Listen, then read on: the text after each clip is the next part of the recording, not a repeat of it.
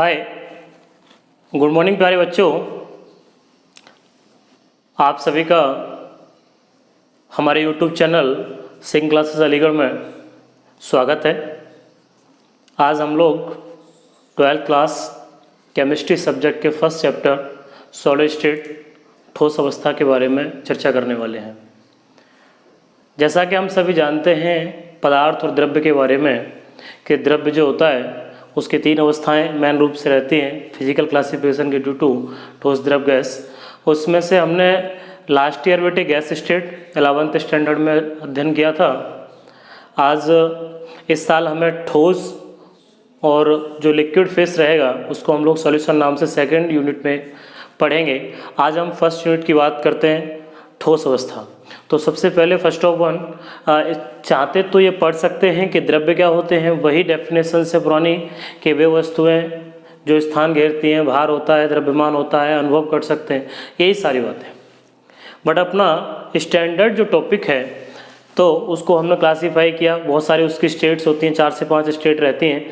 उसमें ठोस रहता है, द्रव रहता है, गैस रहता है, प्लाज्मा रहता है, बीसी रहता है, बहुत आइंस्टाइन कंडेंसेंट के रूप में, है ना। तो हम लोग जो हमें 12th स्टैंडर्ड में पढ़ना है वो रहेगा बेटे ठोस अवस्था। उसका लेक्चर नंबर 1 है, उसमें हम लोग पढ़ने वाले हैं ठोस। अब तक हमने डेफिनेशंस जो पढ़ी वो लोअर स्टैंडर्ड के हिसाब से ये पढ़ते थे कि वे वस्तुएं हैं जिनका आकार एवं आयतन दोनों निश्चित होते हैं, उन्हें हम लोग ठोस कहते हैं। यस और नो, ये बातें हमने लास्ट स्टैंडर्ड में पढ़ी। बट चूंकि आज का स्टैंडर्ड हमारा ऊंचा है इसलिए हम लोग आज पढ़ने वाले हैं कि ठोस।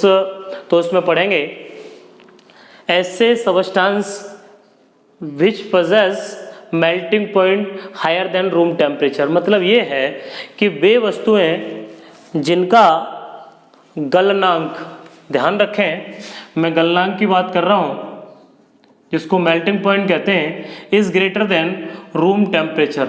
मतलब ये कि वे वस्तुएं जिनका गलनांक कमरे के तापमान से अधिक होता है उन्हें हम लोग ठोस के नाम से जानते हैं। इसका हम लोग बेसिकली प्रैक्टिकल करते हैं। आप इस समय अपने जहाँ भी जिस एटमॉस्फेयर में बैठे हुए हैं, आई थिंक मैं समझ रहा हूँ कि जिस रूम में बैठ करके आप स्टडी कर रहे हैं उस रूम का टेम्परेचर, इस समय गर्मियाँ पड़ रही हैं तो आई थिंक समझता हूँ कि 40 डिग्री के राउंड फिगर होगा।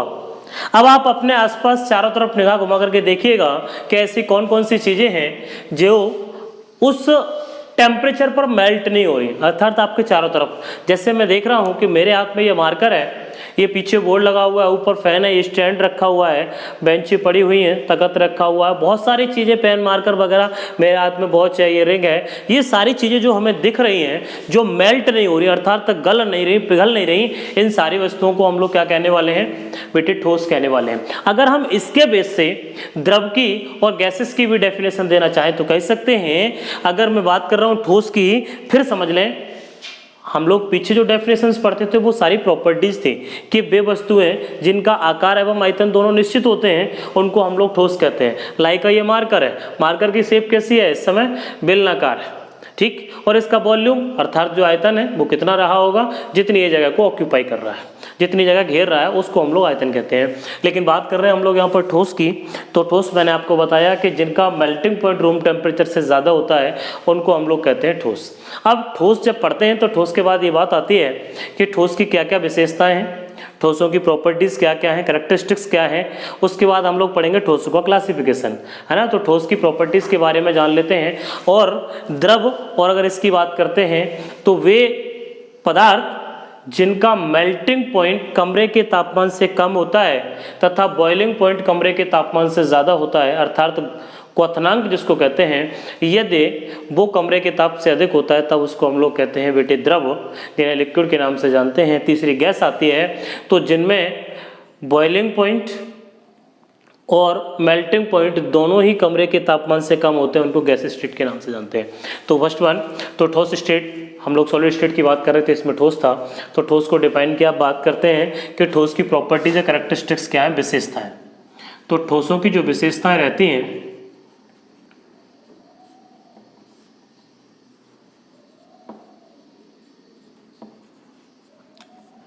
इसमें वही सबसे पहली प्रॉपर्टीज़ के बारे में हम लोग पढ़ते हैं कि जो ठोस है या वे पदार्थ या कह सकते हैं जो ठोस पदार्थ है उनके आकार आयतन दोनों ही निश्चित होते हैं, साथ ही द्रव्यमान।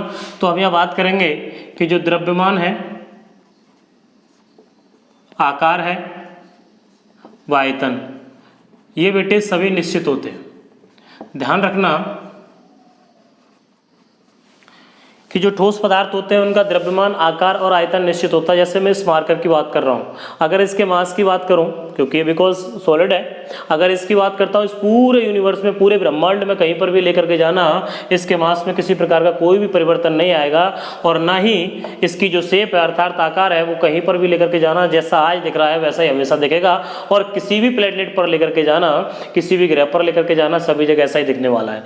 तीसरा बेटे आयतन, जितनी जगह यहाँ ऑक्यूपाई कर रहा है उतनी ही सभी जगह करेगा। इसका मतलब है द्रव्यमान, आकार और आयतन तीनों कैसे होते हैं, निश्चित होते हैं। दूसरी हम लोग बात करते हैं सॉलिड पार्टिकल्स। आप देखते हैं कि सॉलिड पार्टिकल्स जो हैं वो इस तरीके से अरेंज होते हैं, तो उनके बीच का जो कह सकते हैं इंटरमॉलिक्यूलर स्पेस अर्थात उनके बीच की अंतराण्विक दूरी, अंतराण्विक स्थान जो होता है,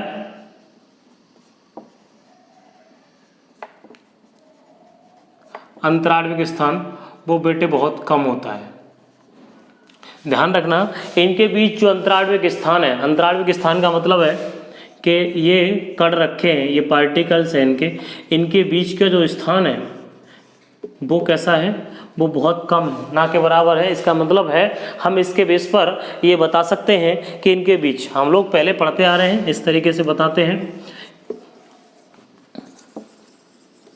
ये सॉलिड के पार्टिकल्स हैं, ठोस के, ये लिक्विड के पार्टिकल्स हैं और ये गैस के पार्टिकल्स हैं। ठीक, अब आप देख रहे हैं तीनों पार्टिकल्स में ये सॉलिड के जो पार्टिकल्स हैं, ठोस के जो पार्टिकल्स हैं वो बहुत क्लोजली पैक हैं, अर्थात तो बहुत ज़्यादा संकुलित हैं आपस में। और जैसे ये संकुलित है तो इनके बीच जो स्थान होगा वो बहुत कम होगा, जबकि इनके बीच इंट्रामॉलिक्यूलर फोर्स, जिसको अंतराण्विक बल कहते हैं, तो बेटे अंतराण्विक बल कैसा होगा, इनके बीच लगने वाला जो अंतराण्विक बल होगा वो सबसे अधिक होगा। ये ध्यान रखना है कि इनके बीच सर्वाधिक कह सकते हैं या बहुत अधिक कह सकते हैं कि इनके बीच जो पार्टिकल्स हैं, पार्टिकल्स बोलते हैं अवयवी कण, कॉन्स्टिट्यूएंट पार्टिकल का मतलब अवयवी कण। मैं बार बार बीच में अवयवी कण बोलूंगा, अवयवी कण ना बोल करके कॉन्स्टिट्यूएंट पार्टिकल्स प्रोड्यूस करूंगा, इसलिए ध्यान रखना कॉन्स्टिट्यूएंट पार्टिकल्स का मतलब है अवयवी कण।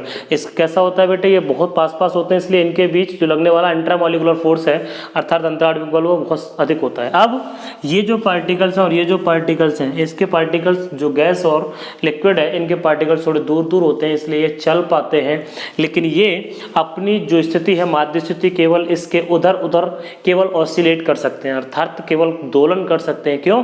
क्योंकि इनका जो आयतन है वो कैसा होता है, निश्चित है। इनकी जो पार्टिकल्स के बीच अंतराण्विक स्थान बहुत कम होता है, इसलिए केवल ये, ऐसा नहीं है कि मूव नहीं करते, ये पार्टिकल्स मूव तो करते हैं लेकिन केवल अपनी जगह पर ही, केवल वहीं के वहीं मूवमेंट कर पाते हैं ये पार्टिकल्स। इसलिए कह सकते हैं कि ये केवल अपने इनकी जो स्थिति है, स्थान है, जो वो निश्चित होता है, इसलिए केवल ये अपनी माध्य स्थिति के चारों तरफ ही दोलन कर पाते हैं। ठीक, पांचवा पॉइंट रहेगा, हम ये बता सकते हैं कि ये हार्ड अर्थात कठोर होते हैं। हम ये बता सकते हैं ये हार्ड कठोर होते हैं। एंड इनकम्प्रेसिबल, इनकम्प्रेसिबल का मतलब होता है बेटे ये असंपीड्य होते हैं, ये कठोर और असंपीड्य, ये ध्यान रखना। कठोर और असंपीड्य का मतलब होता है इनकम्प्रेसिबल, अर्थात हम इनको प्रेस नहीं कर सकते, उसको कहते हैं हम लोग असंपीड्य के नाम से जानते हैं। इस तरीके से अब हम बात करेंगे क्लासिफिकेशन की। तो मेन रूप से बेटे सॉलिड का जो क्लासिफिकेशन है अर्थात जो वर्गीकरण है वो दो टाइप से रहता है।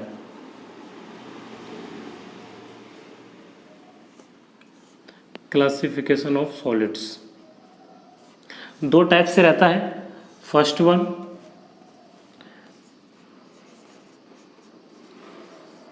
क्रिस्टलाइन सॉलिड, जिसको हम लोग क्रिस्टलीय ठोस के नाम से जानते हैं। दूसरा है बेटे अमोर्फस सॉलिड,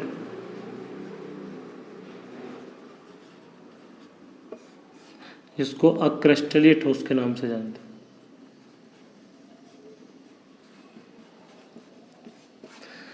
ध्यान देने वाली बात क्या है, दोनों में क्लासिफिकेशन रहता है और दोनों के बीच डिफरेंस आता है। क्वेश्चन आता है differentiate between crystalline solid and amorphous solid. इसका मतलब है जो क्रिस्टलीय और अक्रिस्टलीय ठोसों में विभेद कीजिएगा या दोनों में अंतर स्पष्ट करना है। तो सबसे पहली बात है क्रिस्टलाइन सॉलिड क्या होते हैं, इसको समझ लेते हैं। तो क्रिस्टलाइन सॉलिड क्या है, ऐसे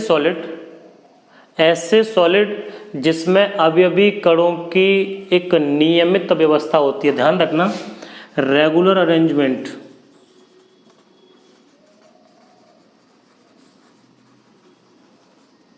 ऑफ कॉन्स्टिट्यूएंट पार्टिकल्स। मेरी बात को फिर समझ लें, अवयवी कणों की नियमित व्यवस्था जिन पार्टिकल्स के बीच में होती है उनको हम लोग कहते हैं क्रिस्टलाइन सॉलिड, अर्थात क्रिस्टलीय ठोस पदार्थ के नाम से जानते हैं। फिर समझ लें कैसे हम इसको एग्जाम्पल द्वारा समझ सकते हैं, वो भी समझते हैं।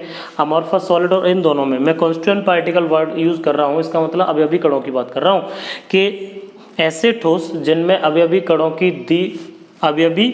की एक नियमित व्यवस्था होती है।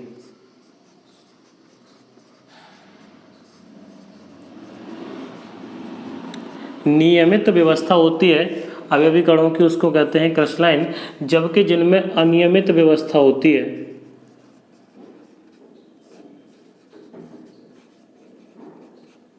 अवयवी कणों की irregular arrangement of constant particle, उसको हम लोग जानते हैं बेटे अमॉर्फस सॉलिड के नाम से। अब इसको समझ सकते हैं हम एक एग्जाम्पल द्वारा। जैसे सपोज आप एक ईंटों के ढेर की हम लोग बात करते हैं। अगर भट्टे से ईंटों को हम ट्रैक्टर में लदवा करके लेकर के आते हैं और उसको आप लोग क्या करते हैं, यूँ करके ट्रॉली ली और पलट दी। पलटने पर आप देखते हैं कि ढेर हो जाता है, और जब वो ढेर हो जाता है तो वहाँ अरेंजमेंट कैसा रहता है, इरेगुलर रहता है। पता नहीं ढेर में ईंटें कहाँ उल्टी सीधी पड़ी हुई हैं, वो इरेगुलर अरेंजमेंट है। जबकि अगर हम उन्हीं ईंटों को एक दीवार के रूप में दो ईंट के ऊपर एक ईंट के ऊपर दो ईंट, इस प्रकार से एक अरेंजमेंट जब स्थापित करते हैं तब उसको हम लोग कहते हैं रेगुलर अरेंजमेंट। तो वहाँ जो ईंटों का ढेर था वो अमॉर्फस सॉलिड का एग्जाम्पल है, जबकि जो ईंटों को हमने क्रमवाइज तह से लगाया था उसको क्रिस्टलाइन सॉलिड कहते हैं। दूसरी बात, आप लोग चौक लेते हैं, मैं जिस संगमरमर पर खड़ा हुआ हूँ इसको हम लोग कैल्शियम कार्बोनेट CaCO3 के नाम से जानते हैं। आप देखते हैं दोनों की प्रॉपर्टीज में डिफरेंट है। अब डिफरेंस क्या है, आप देखते हैं उनमें भिन्नता ये है कि अगर आप चौक को यूँ करके मसल सकते हैं, लेकिन आप देखते हैं क्या जो संगमरमर है उसको यूँ करके मसला जा सकता है, नहीं मसला जा सकता। जबकि चौक से लिखा जा सकता है लेकिन संगमरमर से नहीं लिखा जा सकता। चौक पर आप चल सकते हैं लेकिन संगमरमर पर चला नहीं, मतलब संगमरमर पर चल सकते हैं लेकिन चौक पर चला नहीं जा सकता। इस प्रकार से दोनों में कुछ विभिन्नताएं रहती हैं, जबकि दोनों का फॉर्मूला एक ही है, दोनों एक ही चीज़ से मिलकर के फॉर्म होते हैं, लेकिन दोनों की प्रॉपर्टी डिफरेंट हो गई, इसलिए वो अमॉर्फस सॉलिड बन गया और जबकि एक बन गया क्रिस्टलाइन सॉलिड। हम बात कर रहे थे रेगुलर अरेंजमेंट की, अब बात करते हैं इन दोनों के बीच। अब दोनों को किस नाम से भी जानते हैं, जो क्रिस्टलाइन सॉलिड है उनको हम लोग वास्तविक ठोस अर्थात ट्रू सॉलिड के नाम से जानते हैं। ध्यान रखना, इसको ट्रू सॉलिड के नाम से भी जानते हैं, वास्तविक ठोस। जबकि अगर हम अमॉर्फस सॉलिड की बात करें तो अमॉर्फस सॉलिड को हम लोग स्यूडो सॉलिड के नाम से जानते हैं, जिन्हें आभासी ठोस कहते हैं। स्यूडो सॉलिड के नाम से जानते हैं कि आभासी ठोस क्या होते हैं। आपको ये ध्यान रखना, ये क्वेश्चंस पूछता है कि ट्रू सॉलिड क्या होते हैं और स्यूडो सॉलिड क्या है। हम लोग अमॉर्फस सॉलिड, स्यूडो सॉलिड को बोला आभासी ठोस। जो अमॉर्फस सॉलिड है इनको एक नाम से और जानते हैं, दैट्स वेरी इंपॉर्टेंट क्वेश्चन। इसमें कांच के लिए क्वेश्चन आता है कि हम इन्हें अतिशीतित द्रव क्यों कहते हैं। अर्थात क्वेश्चन था कि कांच को अतिशीतित द्रव क्यों कहा जाता है। तो जैसे हम उसको एक साथ ठंडा करते हैं तो एक साथ ठंडा करने पर जो कांच की अरेंजमेंट थी वो बदल जाती है, बिगड़ जाती है, इसलिए उसको हम लोग कहते हैं। आप देखते हैं कि पुरानी खिड़कियां देखना, आप जो खिड़की इत्यादि चढ़ रही हैं वो नीचे की तरफ मोटी होती हैं, ऊपर की तरफ पतली होती हैं, धीरे धीरे करके, क्योंकि कांच में एक टेंडेंसी होती है फ्लो होने की, अर्थात उसमें बहने का गुण होता है, जिसके कारण कांच ऊपर पतले होते हैं जबकि नीचे की तरफ आने पर मोटे हो जाते हैं। इसलिए हम इनको कहते हैं अतिशीतित द्रव के नाम से भी जानते हैं। अतिशीतित द्रव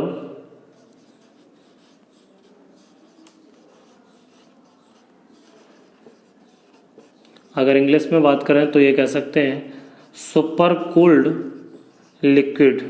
ध्यान रखना, इंपॉर्टेंट क्वेश्चन है। आप लोग इंटेक्स क्वेश्चन करेंगे उसमें आपको देखने को मिलेगा, एनसीईआरटी क्वेश्चन जब कर रहे होंगे तो स्यूडो सॉलिड अर्धशीतल द्रव अनियमित व्यवस्था, यहाँ नियमित व्यवस्था है। यहाँ आप बात करते हैं कुछ एग्जाम्पल्स की। एग्जाम्पल्स में आप देखेंगे इसमें लाइका NaCl, KCl, AgCl, NaNO3, KNO3, AgBr,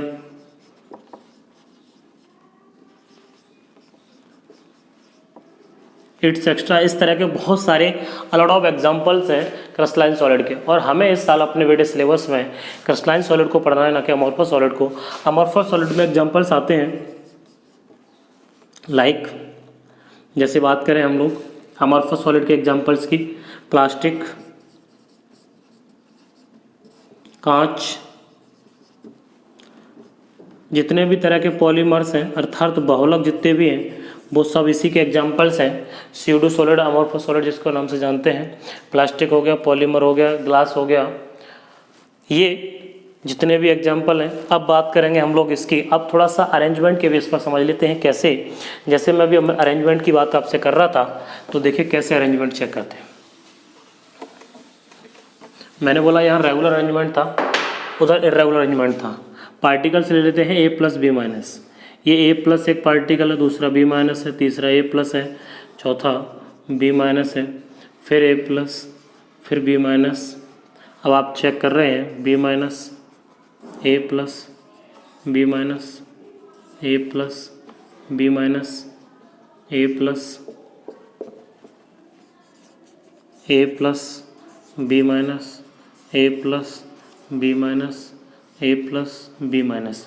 आप इसमें एक अरेंजमेंट चेक कर पा रहे होंगे कि A के बाद B, B के बाद A के बाद A के B के बाद इस तरीके से अरेंजमेंट आ रहा है। इसका मतलब ये रेगुलर अरेंजमेंट है, दैट्स रेगुलर अरेंजमेंट। अगर हम इरेगुलर की बात करते तो कैसे आता कि सपोज A आ गया, A प्लस आ गया, फिर B माइनस आ गया, फिर B माइनस आ गया, फिर B माइनस आ गया, फिर A प्लस आ गया, फिर A प्लस आ गया, फिर B माइनस आ गया, फिर A प्लस आ गया, फिर A प्लस आ गया, फिर A प्लस आ गया, फिर B माइनस आ गया, फिर B माइनस आ गया, फिर B माइनस आ गया, फिर B माइनस आ गया, फिर A प्लस आ गया, फिर A प्लस आ गया, फिर A प्लस आ गया और फिर A प्लस आ गया। मतलब ये हमने नहीं पता कि A प्लस कहाँ आने वाला है, B माइनस कहाँ आने वाला है। इसको कहते हैं अनियमित व्यवस्था, जबकि इसको कहते हैं बेटे नियमित व्यवस्था, क्योंकि इसमें पता है कि एक प्लस के बाद B माइनस ही आने वाला है। इसके बेस पर क्रिस्टलाइन सॉलिड और अमॉर्फस सॉलिड के बीच कुछ डिफरेंस रहते हैं, उन डिफरेंस को हम लोग समझने का प्रयास करते हैं कि क्योंकि क्वेश्चन आता है कि दोनों के बीच विभेद कीजिएगा, तो विभेद आप कैसे करेंगे। तो सबसे पहले अमॉर्फस सॉलिड एक तरफ दो कॉलम कर लेते हैं, एक तरफ लिखेंगे क्रिस्टलाइन सॉलिड, एक तरफ अमॉर्फस सॉलिड। फर्स्ट पर हम लोग बात कर लेते हैं, तो हम यहाँ लिखेंगे इनका जो अरेंजमेंट था उसके बेस पर कि इनकी नियमित व्यवस्था होती है जबकि इनकी अनियमित व्यवस्था होती है। ध्यान रखना इसमें अभी कणों की नियमित व्यवस्था है और इसमें अनियमित व्यवस्था है। दूसरे पॉइंट की बात करते हैं। अब इसको हम लोग थोड़ा सा एक बात से और समझने का प्रयास करते हैं। इस अरेंजमेंट को आप चेक करें, ऐसा ऑर्डर बहुत दूर तक जाता है, इसलिए इसको कहते हैं परास। तो ये कहलाएंगे कि यहाँ अवयवी कणों की दीर्घ परास व्यवस्था होती है जबकि इसकी लघु परास व्यवस्था होती है। अगर अंग्रेजी में बोलें तो ये कह सकते हैं दिस हैव, यहाँ लॉन्ग रेंज ऑर्डर जबकि ये शॉर्ट रेंज ऑर्डर है। लॉन्ग रेंज ऑर्डर और शॉर्ट रेंज ऑर्डर में ये है जैसे पार्टिकल्स ये हैं इस तरीके से जा रहे हैं, जैसे ए कैसा भी हो लेकिन वो ए इस तरीके से जा रहा है। ए ये जाता रहेगा आगे तक, B B B B B B B B. तो इस तरह का अरेंजमेंट जब भी चलता रहेगा एक जैसा और काफ़ी दूरी तक चलता है उसको कहते हैं दीर्घ परास व्यवस्था। अगर यहीं शॉर्ट रेंज ऑर्डर की बात करते तो कैसे हो जाता कि ए चल रहा है, ए चल रहा है, ए चल रहा है, ए चल रहा है, ए। अब यहाँ के बाद ए के बाद बी आ गया, फिर ए आ गया, फिर बी आ गया, फिर बी आ गया, फिर बी आ गया, इस तरीके का। यहाँ बी हो गया, बी हो गया, ए हो गया, ए हो गया, ए हो गया, बी हो गया, ए हो गया, बी हो गया, इस तरीके का अरेंजमेंट हो गया। इसमें यही पता नहीं है कि किसके बाद क्या आ रहा है। इसको कहते हैं शॉर्ट रेंज ऑर्डर, अर्थात तो कुछ दूरी तक तो सही चल रहा था फिर उसके बाद बदल गया, इनको कहते हैं शॉर्ट रेंज ऑर्डर। ठीक, अब बात कर रहे थे तो लॉन्ग रेंज ऑर्डर और शॉर्ट रेंज ऑर्डर की। इसके बाद थर्ड पॉइंट की बात कर लेते हैं। थोड़ा ज़रूरी पॉइंट, यहाँ एक प्रॉपर्टीज बनती है और क्वेश्चन आता है, जो क्रिस्टलाइन सॉलिड थे, जो क्रिस्टलीय ठोस पदार्थ हैं, इनकी एक प्रॉपर्टीज होती है, इसको कहते हैं विषमदैशिकता, अर्थात ये विषमदैशिकता का गुण प्रदर्शित करते हैं। ध्यान रखना मैं क्या बोल रहा हूँ, विषमदैशिकता, जिसको कहते हैं अनआइसोट्रॉफी। अनआइसोट्रॉफी का मतलब है, और ये समदैशिकता का गुण प्रदर्शित करते हैं। विषमदैशिकता और समदैशिकता दोनों में डिफरेंट क्या है, ये देखते हैं डिफरेंस क्या है। विषमदैशिकता का मतलब है कि वे पदार्थ जो सभी डायरेक्शन से अलग अलग प्रॉपर्टी, ध्यान रखना गलती मत करना, क्रिस्टलीय की वजह से आप समझो कि समदैशिकता आएगा और अक्रिस्टलीय की वजह से समझो कि विषमदैशिकता आएगा, नहीं, क्रिस्टलीय में विषमदैशिकता और अक्रिस्टलीय में समदैशिकता। अर्थात यहाँ हम समझने का प्रयास करें कि विषमदैशिकता में ये है कि वे पदार्थ जो अलग अलग डायरेक्शन से अलग अलग भौतिक गुण प्रदर्शित करते हैं, अर्थात जिनकी फिजिकल प्रॉपर्टीज डिफरेंट होती हैं। जैसे बात कर रहे हैं संगमरमर की, तो संगमरमर की अगर आप सभी साइड्स की बात करें तो सबके जो डेंसिटी, मैं भौतिक अवस्था की बात कर रहा हूँ, तो डेंसिटी, ठीक है, डेंसिटी का मतलब घनत्व से है, ठीक है ना, और उसकी कठोरता, उसका गलनांक, उसका क्वथनांक, उसका हिमांक, ये सारी चीज़ें अलग अलग होंगी, उनको कहते हैं विषमदैशिकता। जैसे आप संगमरमर, मैंने बोला ईंट ले लीजिएगा, कोई भी ले लीजिएगा, उन सब के आप अरेंजमेंट चेक करके देखें। जबकि समदैशिकता की अगर हम बात करें, ये चौक की बात की, चौक हमारा कैसा था, अमॉर्फस सॉलिड था, प्लास्टिक है अमॉर्फस सॉलिड है, ये अमॉर्फस सॉलिड था, अक्रिस्टलीय ठोस पदार्थ है। इनकी आप प्रॉपर्टी देखेंगे सभी डायरेक्शन से सेम होगी। प्लास्टिक इधर से भी वैसा ही होगा, इधर से भी, आगे पीछे दाएं बाएं सब तरीके से एक जैसी प्रॉपर्टी सेम करता है, इसलिए अब उसको कहते हैं समदैशिकता। सभी जगह उसका क्वथनांक एक जैसा होता है। अब बात करते हैं, तो ध्यान रखना क्वेश्चन पूछता है कि शॉर्ट नोट्स ऑन अनआइसोट्रोपिक, और इसको कहते हैं आइसोट्रोपिक। ध्यान रखना इन दोनों पर पूछ लेता है कि समदैशिकता और विषमदैशिकता पर आप टिप्पणी लिखिए। चौथे पॉइंट की बात करते हैं, इनको काटने पर, अगर हम इसकी बात करते हैं, चाकू से अगर तेजदार हथियार किसी से भी हम काटते हैं तो जो क्रिस्टलाइन सॉलिड है वहाँ से सपाट क्लीवेज, अर्थात सपाट तल प्राप्त होता है, जबकि यहाँ से सपाट तल प्राप्त नहीं होता, खुरदरा प्राप्त होता है, ठीक है। तो हम ये कह सकते हैं कि यहाँ से जो सपाट तल प्राप्त होता है, किसी भी अगर आप उससे काटते हैं, चाकू इत्यादि से काटते हैं धारदार से, तो यहाँ से सपाट तल प्राप्त होगा, ठीक। अब वहाँ ऐसा नहीं होगा। अगर हम पाँचवें पॉइंट की बात करते हैं, इन्हीं सपाट तल के बेस पर, अब मैंने परास व्यवस्था बताई दी कि इनकी दीर्घ परास व्यवस्था, लघु परास व्यवस्था, सपाट तल है, इसका सपाट तल नहीं होता। और भी बहुत सारी ऐसी प्रॉपर्टीज रहती हैं। अगर जो बॉइलिंग पॉइंट के बेस पर अगर हम लोग बात करते हैं या मेल्टिंग पॉइंट की बात करते हैं, तो इनके जो बेटे मेल्टिंग पॉइंट होते हैं वो शार्प होते हैं। शार्प का मतलब है इनके निश्चित मेल्टिंग पॉइंट होते हैं। जैसे हम आयरन की बात करते हैं, आयरन लोहा जो है वो 450 डिग्री सेल्सियस पर मेल्ट हो जाएगा, बट ये एक रेंज में, इनकी जो रेंज है कुछ भी हो सकती है, 200 से 210 से कुछ भी, इस पर ये धीरे धीरे करके नरम पड़ना स्टार्ट होते हैं, अर्थात धीरे धीरे करके मेल्ट होते हैं।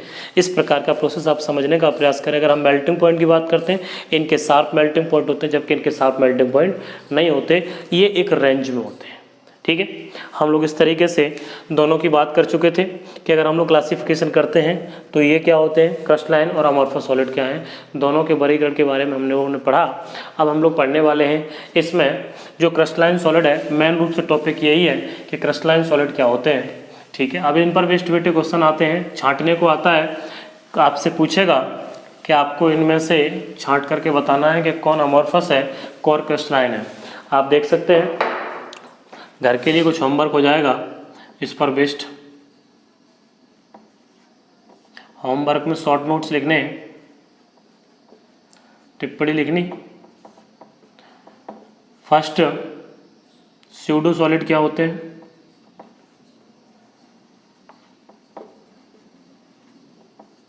सेकंड ये लिखना, सुपर कूल्ड लिक्विड क्या होते हैं, अर्थात अतिशीत द्रव और आवासीय ठोस। तीसरा, आपने को ये बताना है कि अनाइसोट्रॉपिक क्या होते हैं, विषम दैशिकता क्या होती है। चौथा, अगर हम लोग बात करें इन्हीं के बेस पर, प्रॉपर्टीज के बेस पर, तो यहाँ से अब हम 3 क्वेश्चंस तो आपको शॉर्ट नोट्स में लिखने हैं कि ये क्या है। अगर हम चौथे की बात करते हैं तो आपको छांट के बताना है कि कौन क्रिस्टलाइन है और कौन अमॉर्फस है। डिवाइड करना है आपको, इन्हें छांट के बताना है कि क्रिस्टलाइन सॉलिड और अमॉर्फस सॉलिड क्या होते हैं। जैसे आपको ये बताना है कि बहुत सारे एग्जांपल्स हैं, जैसे मैंने बोला संगमरमर, ये मार्बल है, सामने लिखा हुआ है चौक है, ठीक है, प्लास्टिक है, कांच है, पॉलीयूरेथेन है। इनमें आपको ये छांट करके बताना है कि कौन क्रिस्टलाइन है और कौन अमॉर्फस है। ठीक, अब बात कर लेते हैं हम लोग मेन क्लासिफिकेशन की कि जो क्रिस्टलाइन सॉलिड